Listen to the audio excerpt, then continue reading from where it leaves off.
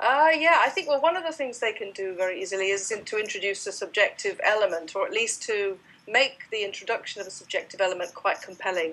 So I actually have made several videos now about uncanniness, and for me, there's plenty of examples in my own spectatorship of these feelings of vague recognition, or that I've chosen to explore in video essays. So I think for me, I never used to explore my own spectatorship consciously in my written work.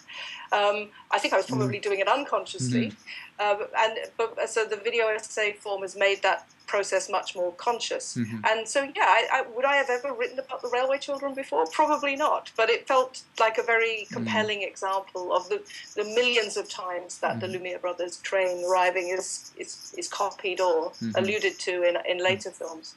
And of all of the ones I could have used, I had to use the one that had been so personal to me. And there's all sorts of reasons why it was. I mean, I grew up in a town in England that was twinned with La Ciotat, where that railway station was. And I grew up knowing that my town was twinned with this town in France. But it was only much later that I realized that this film was filmed in La Ciotat, and the connection, these kinds of twinnings, the idea of the twinning. So for me, it's those temporalities are also very subjective, and they kind of the ability to explore the subjective took me away from the normal ways in which we would explore film history, for sure.